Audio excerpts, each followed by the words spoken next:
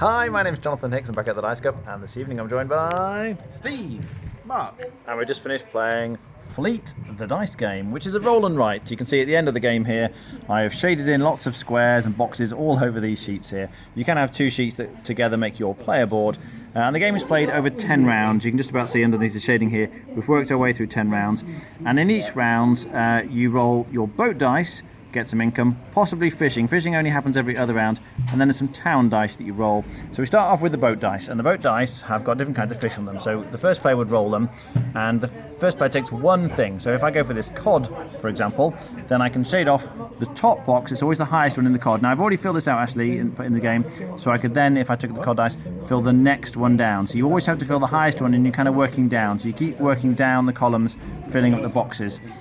Then Steve would take one, so maybe he takes that, and then maybe Mark takes 3 coins, and then everybody gets to take whatever's left in the middle. So this oyster, everybody would then be able to shade in one of their oyster boxes. Cool. Now what do the boxes do?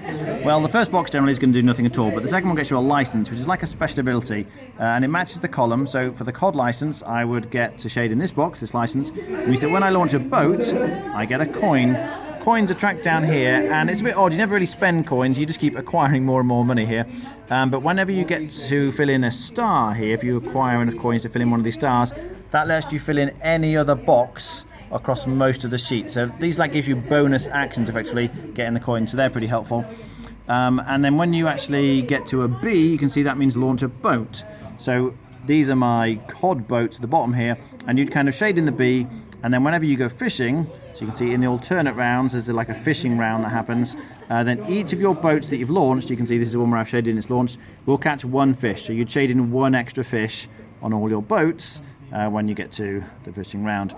So yeah, you kind of work your way down here. So typically you're going to get a license, then a boat, then nothing, and then you can choose, do you get a license or a boat? If you decide to go for the next license down, generally it's going to be better, you get a bit extra money, but this time, whenever you launch a boat, you're going to get 2 coins instead of 1 coin. So this replaces the previous one. So these get better, you kind of upgrade these, and if you get all the way to the bottom, you're going to get VPs at the end for those. So the boats get you the different special abilities. They do a variety of things. The shrimp dice can be wild. This gets you money for boats. This gets you even more money for boats in the income phase. This gets you extra actions. Remember, the star is filling out any box you like. After fishing, and the oyster boats are big, so whenever you fish with the oyster boats, you actually catch 2 fish at once. You can get a lot of fish here. Fish are important because at the end of the game, every fish is worth 1 VP. So that's all the boats. Then, as I say, we go to income.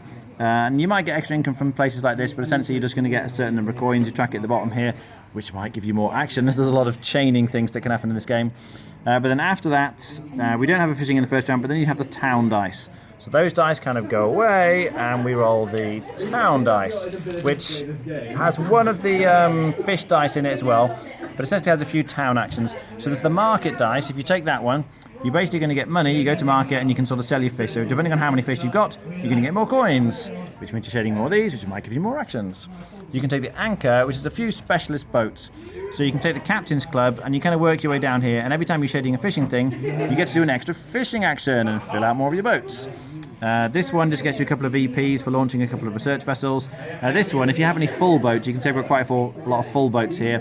When they can't catch fish anymore, the extra fish go in the barge, so that's quite handy. And you've got a couple of little Inuit boats you can send out as well, so that's the anchor. The third face on here is the building one, and these gives you various special abilities. So for example, once you've filled out these 2, you can re-roll one of the dice when you pick it if you don't like it. These just get you VPs. This one lets you use the dice as a wild action a few times. This, when you filled out the 4 boxes, just get you 10 VPs. So you can see there's a few different special abilities. These ones are getting extra money in the income round or when you go to the market. So that's what those do. There's also a special kind of king crab thing. You need to use the stars for these, but once you get the license for this, you're kind of getting end game scoring for here. So for example, I was getting 1 BP per license that I had. These things here with the special abilities that you shaded in at the end of the game. So quite an awful lot going on here, but essentially, as I say, you play through, you're taking the sound dice in the same way as previously, by the way, I should say. So take one, and whatever's left in the middle, everybody gets that one. So yeah, you're doing boat dice, income fishing, town dice, potentially, every round. After 10 rounds, then you add up all your points for the various things. You can see the boats get you points as well as the licenses, and obviously all the fish, and end game scoring and things, and most points wins. What do we think? It's very involved. Like, it's not complicated. You take a dice, you cross off a thing, but all your interconnectivity and extra chaining actions means it's very involved. You're playing at the pace of the slowest player. So if you play with someone who is AP prone, with all the different options you've got on your turn, especially not necessarily taking a dice, but when they get their income, or they get a bonus fishing action, and they get all this money, and they get extra star actions. Where did they do it? What order did they do it in? So you've got to be careful who you're playing with. Sometimes we were playing in the game and I'm ready to roll the town dice, or Mark's ready to roll the town dice, and we're going, ready? He says, yeah, I'm done. And then they go, oh, town dice, oh, I haven't fished yet. And then they go back and kind of cross off all their fish. So it wasn't slow. It is not a slow game, but you can potentially do that. Actually plays in about half an hour. The instructions are really easy to teach. One criticism, although I actually am fine with it, the one criticism is, so let's play, and you're not looking at anything else really, what other people are doing.